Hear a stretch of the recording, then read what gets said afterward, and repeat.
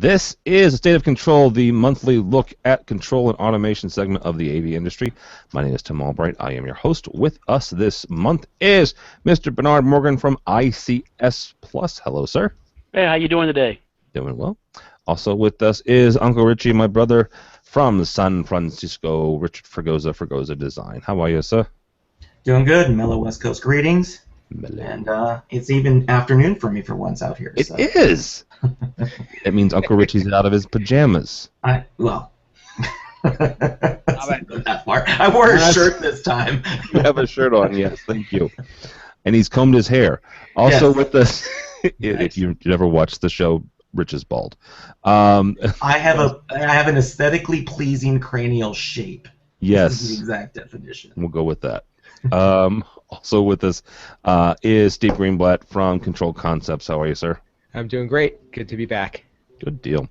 All right, so here's an interesting topic for this month, and this is what we're going to talk about. Just so you know, residential versus commercial, resi versus pro programming, and it's interesting to me because we've recently started a residential focused weekly news program. AV Nation started with AV Week. Right, it was our weekly wrap up of all things AV news. Rich was one of our Rich was the reason we started in the first place. Him and Bradford Venn. Steve's been on for a number of years, and about 6 months ago, we're like, you know what? We've got a lot of residential listeners. We've got a lot of residential stories. Let's kind of break these two apart. We have Resi, and we have Pro. So our Pro program for news and information is AV Week. Happens every Friday. Resi Week, which is what we started, what we ended up calling it, is happens on Monday. Again, looks at the news of the week, and in doing this, it's been a great education for me personally, because I've needed to, as the producer and the host of the show, I've needed to immerse myself in this part of the industry that I've never really had to before. We've covered CDF for the last couple of years. We've got a lot of folks that are help us out. Like I said, Rich has been on board with AV Nation since the very beginning. This is what they do, and I've never really got this interaction on this level before. So this is kind of cool. And as Steve and I were talking about what kind of shows to do, this one kind of popped up. I'm like, let's do this, because this right now is at least. As far as AV Nation goes, it fits very nicely in what we're doing and how we're doing it. So, Rich, I'm going to start with you because you are our token Resi guy on this show. First question is, I guess the best way to ask this is, what is the main significant differences between programming a residential system and a commercial system? It's process, and it's the end user. In a commercial environment, there is typically, in most cases, there is typically a designer involved or a specifier involved, and so there is a scope of work that's been generated, and it is a purpose-driven result, either for a boardroom or a huddle space or whatever they have, and you have a lot of different users who may or may not be familiar with the equipment and may not even have a vested interest in the system itself.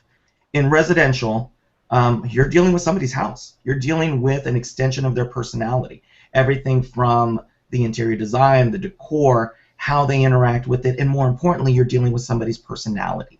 And it's very different dealing with somebody on a personal level with this program, which is an extension of their home, as somebody who has an extension of their business. Okay, I'm going to interrupt real quickly. Explain the personality part. Why does personality matter?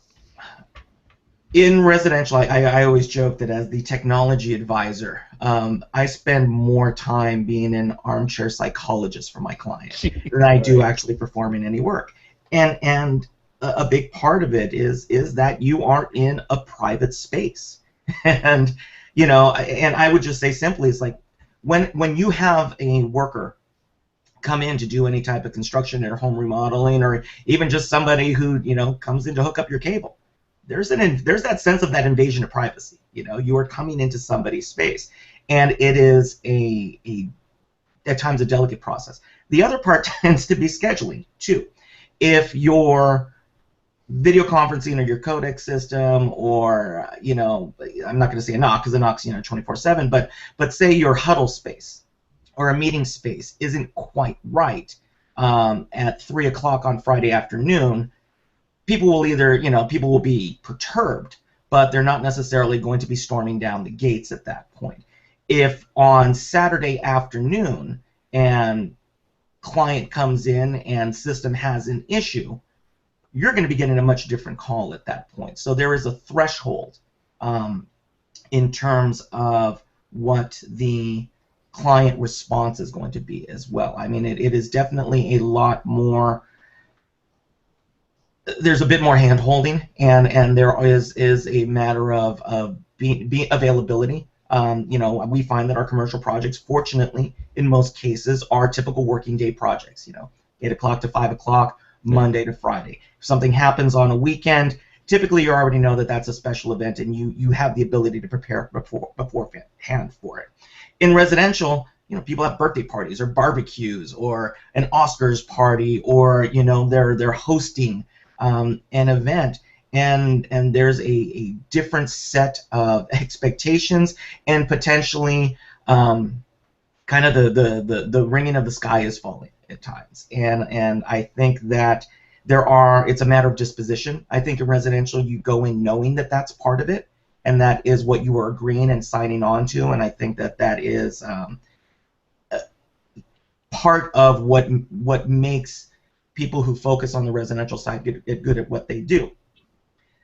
Commercial people, I think, can do it as well, but I think that it is absolutely a shifting of gears, and I think for residential, yes, you may not necessarily be able to deal as well with the fact that you may not have access to the final decision maker when you're working with a spec. So Okay. you don't necessarily have the freedom and the creativity, and again, the West Coast vibe and the Resi side, but the craftsmanship of my art, man, and the deliverable. But that is a huge, huge thing. And we have residential projects where we deal with owners' representatives, and we have instances where we've never met the client. We deal strictly with an intermediary, but that tends to be the exception to the rule. Whereas where I find that in commercial or enterprise, you're dealing with not an individual. You're dealing with a group. You're dealing with a technology manager. You're dealing with somebody who, although they are making recommendations, may not be the final decision maker. So there is a need for process that occurs. That's a little bit different in residential, where you can walk up to your client on Friday and go, "Hey, I just got something new. You want to see something really cool?" And they go, "Yeah, that sounds cool." In commercial, you may not have that flexibility. You just broke one of your golden rules. You don't do that on Friday. You've told me. I said I show it to them. I don't give it to them. All right. Nothing new after 2. Exactly. Don't upgrade firmware. This is from Uncle Richie's Bible. You don't upgrade firmware on a Friday, and you don't do it remotely. Those are two, absolute no-nos. Bernard, from your standpoint, take what Rich had to say and compare it to the commercial side. What makes these systems so dramatically different? Well, we do a little bit of both. We definitely do a lot more commercial. But I think what the difference in the two is just I call it the project pacing. Rich touched on something regarding the personality of the system, and that's very true, because at the end of the day, the user interface is more of an extension of the homeowner on the Resi side, versus on the commercial side, you're trying to please a group of masses, versus on the residential side, you're trying to please fewer people, and when you try to please fewer people, the customization typically goes, a little higher. And I think one of the biggest differences between the commercial and residential is the project pacing. Typically, the residential jobs have a longer build cycle, because sometimes the residential build cycle is longer than the commercial. And then the struggle in which, by the time you specify the job initially till it breaks ground, until it's completed, when the control system goes in, there's probably quite a bit of equipment turn. And at that point, goes to what Rich has said, is that the residential has to be a little more fluid than commercial because of the build cycle of the residences. And that because the equipment changes so much, what may be in now may not be happening in 18 months. And here comes a redesign, and from that redesign comes a control system redesign, and here all the work you did ahead of time is no longer applicable because of the fact that so much equipment changed. And that's one of the things going in on the residential side, because the build times seem to be, because it's custom, seems to be a bit longer, and then the equipment life cycle is also a little somewhat shorter on the resi side. All right, Steve, let's kind of bring this back around to you guys and how you work. Working with commercial, because Control Concepts primarily, that's what you guys do. When you're doing a commercial versus residential, how do you approach that? Like, how do you when you start getting engaged either with an integrator who's subbing you out or directly with the end user, technology manager or corporation? What is your approach compared to, and Rich will bring you on the back into that, compared to Rich's approach maybe?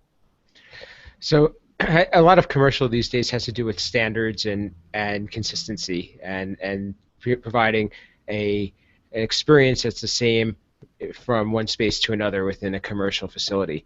So one thing that needs to be done up front is to either identify an existing standard or to define a standard with the customer, and having that opportunity to sit down with the customer and define a standard, and that either it goes from the user interface or up to the actual functionality of a room, and being able to discuss how that typical model then gets scaled from space to space. I think that's a great exercise, and that seems to be what's discussed a lot these days. And that there's a value to that, because if you continue to work with the same customer, you've kind of established the approach up front, and then projects from then on become a little bit, you could hit the ground running because you know what their expectations are, and you can, although these standards do evolve, you at least have a starting point, and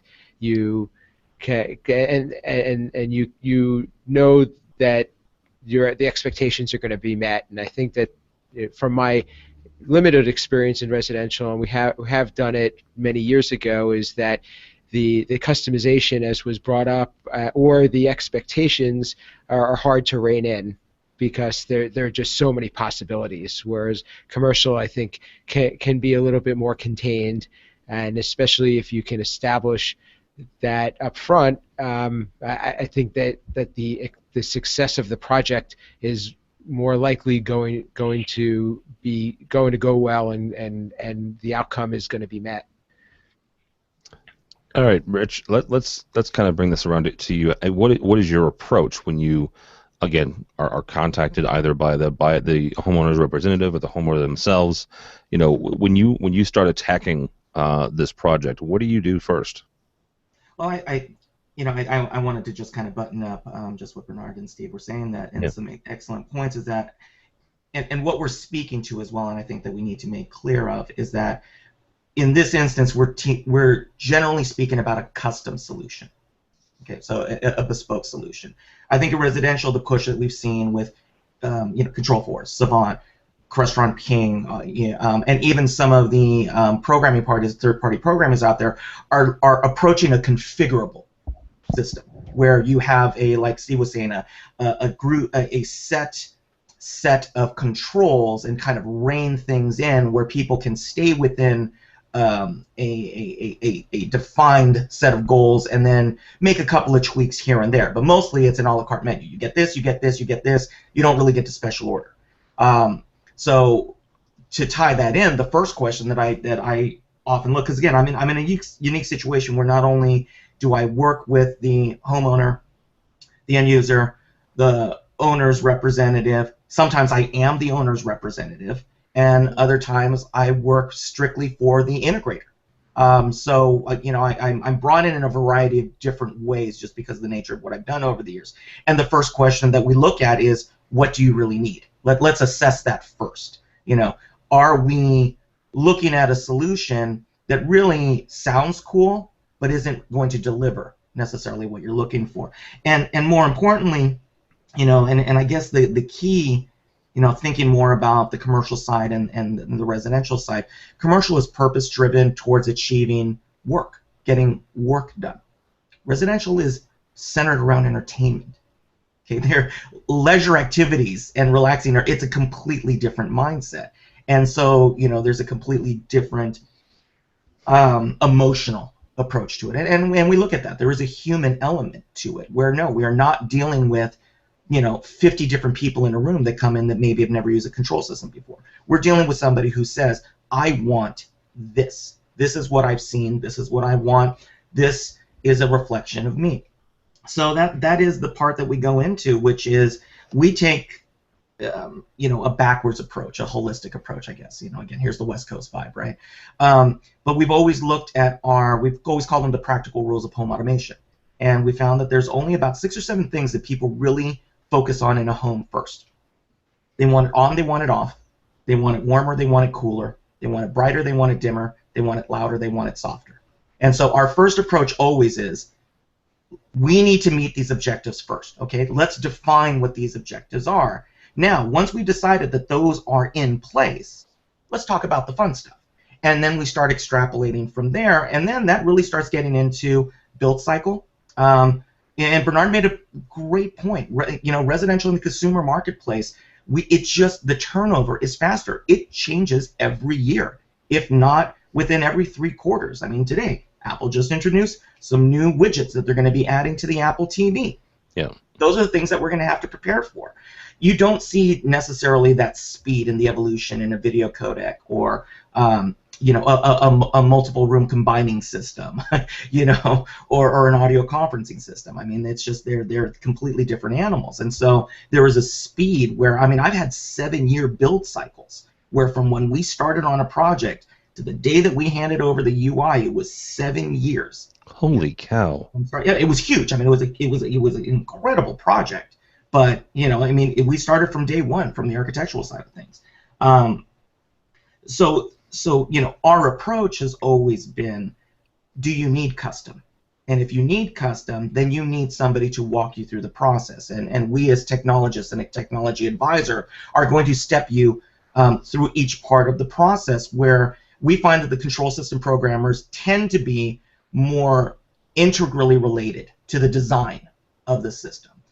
In commercial, a lot of times you're working off a spec, something that's been generated, not necessarily by the integrator or even by that control systems programmer. They are coming in and here's the scope of work, and here are the keys, and sometimes even the panels. We've seen it before. The panels are laid out for us. You have to reach this. This button shall be here. These square buttons here, and they provided snapshots of it.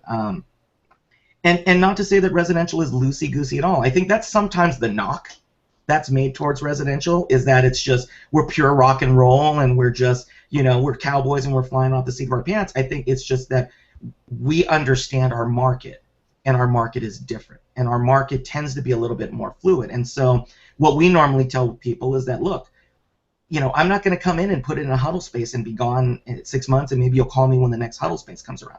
We're forming a relationship. I am somebody who's going to be with you now, probably watching your kids grow up, and I've got clients 22, 23 years now. Wow. And many have become friends, and it is a relationship. And so that's what we find, is that we have the luxury, I think, of being able to make use of that relationship, and as the technology changes, and we find that our UIs grow. We've always said that, look, we're going to give you, if you've never had an integrated system before, your first pass is going to be Automation 101. Here are those 7 or 8 principles that we've decided on. 6 months from now, we're going to come back and we're going to say, okay, what did you like, or what are the things that you go, hey, it would be nice if ... Then we're going to build and scale upon that. We're going to come back a year from now, and we're going to say, okay, there's some new things that have happened, there's new technology, and so it's an organism, I think, in a house. We find more. And it's a lot of fun, but it definitely requires, from a customer service aspect, we reinforce the fact that our programming fees are simply a part of what we do. There's a lot more, and the fees and the relationship that goes around with it is not just here's a scope of work, deliver the goods, shake their hands, and walk out the door. Yeah. Yeah, absolutely, and that's one aspect that is drastically different between residential and commercial is the fact of not only the relationship. Yes, we have relationships in commercial, but first of all, it's who you have that relationship with, right? A lot of times, it's not the decision maker; it's the technology manager. If you're lucky enough to have one with the CTO or the CIO, great, awesome. But even that person is not the ultimate decision maker because a lot of times it does come down to a touch panel by committee, which is not a great place to be sometimes. Bernard, talk for a second about the different skill sets you need between programming in a home and programming in a pro environment. I think the difference in skill sets is one, determining functionality, and based on the functionality, is that truly what they're asking? I think the interview process on the residential side is a lot more intense in order to have a successful project. You need to be able to sit down with hopefully the homeowner or homeowner's representative and say, what is their exposure to technology today? Do they still have a bag phone or a flip phone, or do they have a smartphone? Oh, jeez, wow. But those are the type of questions you need to figure out. That where is the homeowner at as far as technology and their comfort level in order to deliver the system? Because if you have a homeowner that still has a flip phone, it's a wholly different approach versus someone who's getting a new smartphone every 6 months as soon as it's released. And I think trying to gather that information before you go down the path of developing the control system and UIs is a really critical path that you have to do well in advance of doing the work, because of the fact that depending on when that homeowner wants, drastically changes the user experience that you put together. Versus on the commercial side, there are some standards that put the bumpers on the road, and then from there you're driving in the lanes. Versus on the residential side, you need to determine what highway you're going to get on first. All right, real quickly, show of hands. Who of the four of us, who all had a bag phone? A bag phone? Can't say I did. You didn't have a bag phone, really? My dad did. My dad did. I'm surprised. You strike me as, I think I jumped kind of straight into from a flip into the very first smartphone, the Treo. No, even before. No, not even. Treo. Yeah, the very first Treo was the Treo 300, I think. No, we're talking bag phone, like the Zach Morris precursor. You didn't have one back then? I at that point I think I was still on a pager. Wow. All right. But you never complained about battery life, did you? No, you didn't. You complained about the bill, but that's a whole other story. Steve, real quickly, commercial versus residential, is there maybe one particular type of person that's like you definitely should be in residential, or you definitely should be a commercial programmer? So for me, it kind of breaks down where we started to tail off, and there's a few different reasons why we chose to go down the commercial road. Is you really need to be proficient in the different lines of equipment, and I felt like it was really hard to keep up on the latest and greatest technology on both sides. So if you do happen to have more of an affinity, excuse me, toward the residential toys, whether you're working with them at home or whether it's just something that you read up about or you like to work with, I think that's one direction you can go in. I mean, I think that one of the biggest differences between the two is conferencing on the commercial side and on the residential side, multi points of control. I think that those are kind of the two differentiators, I think, because although you may have more than one touch panel in a system on the commercial side, many times you don't have to account for 4 or 5 touch panels doing different things at the same time, which is what you would see in a larger residential system. I think having the patience and the discipline and the customer savviness certainly is a requirement on the residential side, whereas I think on the commercial side, as long as you can talk tech and you can and you are respectful and you do your job, I think that you can be successful. I think you have to have a little bit more of the interpersonal skills probably on the residential side and dealing with the homeowners, the patients, and the aesthetics certainly are a lot more valued on the residential side over the commercial side. One thing just to comment on what Rich was saying earlier about as far as having specs and scope on the commercial side, I would love to say that happens all the time, but many times we are left to our own devices to come up and define functionality, which is to me I think is the big challenge in what we do in general. Yeah, that is unfortunate. I will say this: one of the many times that Rich has helped me out, we did a team viewer, and I was looking at his program, and it was probably, I don't know, some 1,500,000 square foot mansion, and he's showing me, we were in Simple Windows, and he's showing me the different drop down, and I was like, oh my gosh, because he had it's how his brain works. He had each individual room separated, and he has this drop down, and it keeps going and going and going and going. It's like, good night. I want to say you had like 10 or 12 touch panels in this system, and like Steve said, each one did a different thing because it was for a different room, and yeah, it's a whole different animal. Rich, I'm gonna kind of bug you on this one. Which one's easier to program or to deal with from a programming standpoint? For me personally, commercial's a cakewalk. I love commercial in that respect because typically it's, like we were just saying, it's purpose driven. And for us coming from residential, I feel that it's easier to make the jump from commercial to residential than from residential to commercial, personally. Because in residential, you're given more leeway. That's the reality of it. It's just historically in my projects, I'm given a lot more leeway in residential, and I can show off my artistry, for lack of a better word. And so when we come into commercial and we come in with, these UIs, and we're like, oh, by the way, yes, it's functional, but check this out. And in our case, we're able to rely on 20 plus odd years of literally thousands of different UIs, right? Styles, shapes, approaches, all of these things where, like Steve was saying, is that there's or actually what Bernard was saying is that the bumpers are there on the road, which is a perfect analogy. It's kind of like bumper boys, like bang bang bang bang bang. You stay within the center.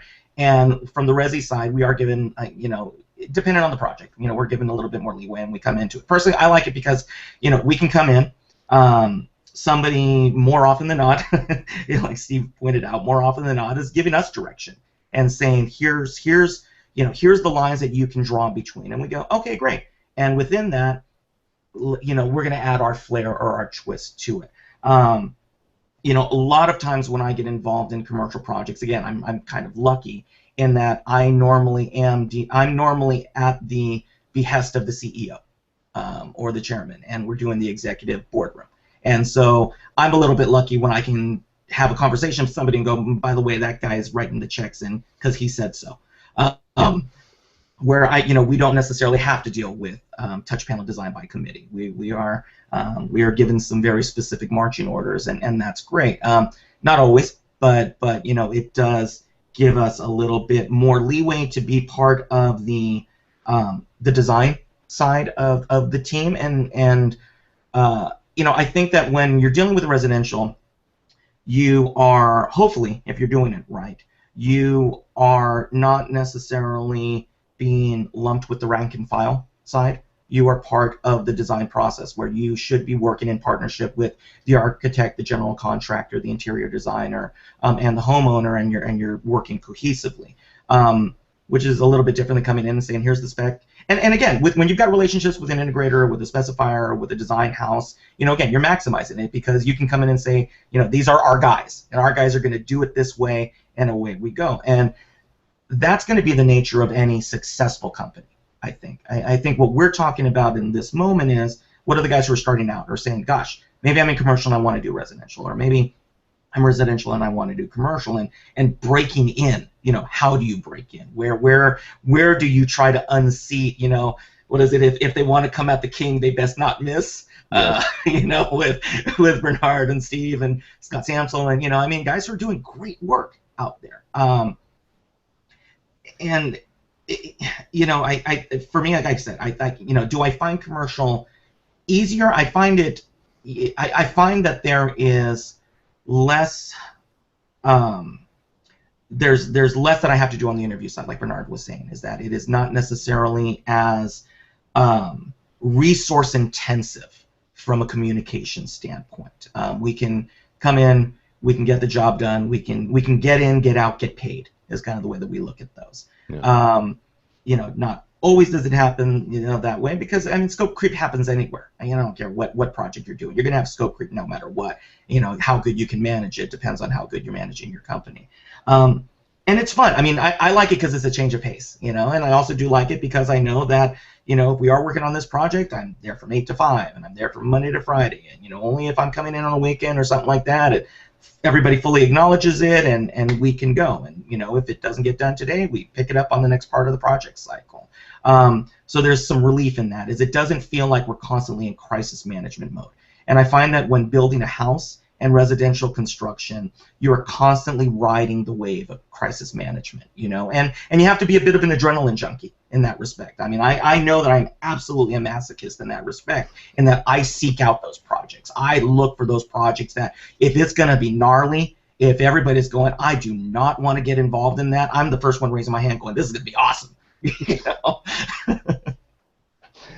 Yeah, that's actually one of the reasons why I like Rich. So, Bernard, talk for a second about what Rich mentioned about maybe you're in commercial and you want to get into residential. You're in residential and you want to get into commercial. What are some of the tools, the skills that you have sitting in one that are going to be helpful in the other? I think the biggest thing is going to be understanding your audience. I think the biggest difference between jumping between commercial and residential is, usually on a commercial project, there's not as much of a blank sheet of paper to start from. On a residential, you are starting from a complete blank sheet of paper. And I think understanding your processes to basically put something on that piece of paper to make it a deliverable is a much bigger task in the residential side than on the commercial side, because more hands have touched the commercial side at that point, because they at least say, here's a space, we need some AC, we need some power. There's some type of consultant involved or something to say, hey, we need power and data in this area, versus on the residential, that could be an afterthought. So really the communication skills of gathering data, documenting the data, and be able to pull that data when you need it, I think is much more critical on a successful residential project, because once again, because of the build times being longer, so many things change, you need to be able to keep up with that documentation a lot more fluidly. Now, granted, the commercial projects move a little bit quicker, so therefore you get the same thing happens on the documentation side, but I think you don't have such a blank sheet of paper to start off with, if that makes any sense. No, it makes complete sense. Yeah, you're right, because a lot of times, you know, 9 times out of 10, when you're the programmer, at least for an integration house, you're going to see those drawings. You are not most of the time. You're not helping build those drawings. You're getting, you know, at least a simple scope of work and at least a product list. So, Steve, we're going to start with you, and I'm going to ask all three of you this, so you other two can start formulating your responses. Whether it's commercial or residential or both, what does success look like at the end of the day? The easy answer is a satisfied client, but I think we're all after the user experience, and I think that's a big buzzword right now. I think that we're also looking at trying to be future-proof. So I think whether it is commercial or residential, if you're in for the long haul and if you're relationship-based, you're thinking about how are these systems going to evolve. So how am I building my program now, and how am I having conversations now, thinking about what they're going to ask for next. And I think that there's always going to be changes and modifications and updates, and in the commercial side, it's usually more systems, another building, whatever it might be. And I would imagine in residential, it could be another residence or expanding upon the system within a home. We need to be able to make the programs and what we've built, the infrastructure to as a good foundation, so that when the customer comes to you for the next step or for their next request, it is reasonable in terms of the effort to get it done. And I think most importantly, above all, is be available for support and be able to be a partner to whomever you're working with, and know that that they can come to you, and you're not looking at just the finish line, but you're looking at what do I have to do to kind of maintain the satisfaction of the customer. All right, Bernard, from your standpoint, what does success look like? I think what success looks like would be, would the person, the end user, want to do another control system, either in their next residence or their next conference room? And I think that the simple answer is, if that answer is yes, then I think that means the project was successful overall. Meaning the homeowner on the residential side said, hey, I want to take this journey again on my next residential side of it, means that the first deployment of it went okay. And then the commercial side, if they want to do another build out of another space with it, the same thing applies. So therefore, if they're willing to do another control system, then most likely then the first one went okay. All right, very good. Uncle Richie, you'll have the last word on this, sir. What does success look like? I got paid. They cut that check, baby. And there he has it. But in all seriousness, when I've done it right, my client is more of an expert on their system than I am. When they call me and say, hey, we've been using this. By the way, how about this? And that we built in the scalability, we can go, yeah, cool, no problem. And those are fun. That's the satisfying part. Where all happen to be over, and I'll be with my client for whatever reason, and somebody may be coming over, and before I can even start, they're already walking them over and going, here's some cool stuff, and we, that's the most gratifying part, when I've done something really fun, and they're actually using the thing that I thought was fun, and they think it's fun, and it's entertainment, and that the music and that our system is actually delivering the comfort and the ease towards their lifestyle, and we're hitting those key marks. And again, like I said, it's constantly that West Coast thing, man. But it's that holistic part, which is they are in tune with their environment, and the technology is what's delivering it. I think also the first use on the residential side, if you get, that first cookout, the first party on the residential side, if you're invited to the party and you see it go off without a hitch, that's a sign of a good, successful project. Versus there's something about on the residential thing, when the person has that first pool party, that first barbecue or whatever, and you're there, the music's playing, everybody's having a great time, then you've had a successful project. Yeah, when you get invited, you're doing okay, exactly. And your tools stay in the car. Yeah. When you get invited to the cookout and you're not on the menu, that's a good one. All right, guys, that's going to do it. Bernard, thank you so much again, sir. I appreciate it. Thank you for having us. It's always good to have you. How do people find you or ICS? Just hit us at the website at www.icsplusonline.com. All right. Mr. Fregosa, thank you again, sir, as always. I got it right that time, right off the shot. In case you are not watching, best place to find me is on the Twitter at rfregosa. You can also find me on electronichouse.com, cepro.com, and hopefully getting ready to go under redesign for fregosadesign.com, because as Tim pointed out, and several other people have pointed out, the last social media side from the website still reflected Steve Jobs' death. So when they've been able to make a movie since then, I think it's time for a slight refresh. A couple of movies, actually. Real quickly about Electronic House, they've actually gone through a redesign themselves. So check that out. Rich has started to write for them. A couple other of Friends of Baby Nation have started writing for them. So yeah, good job there from our buddies over at EH. So yeah, good job. Also, Mr. Greenblatt, sir, thank you so much. You're welcome. As always, you can reach me at Steve Greenblatt on social media. Website for my company is controlconcepts.net, and we too are going to be doing a redesign and branding refresh. So check us out around Infocom time. We'll be announcing it. Yep.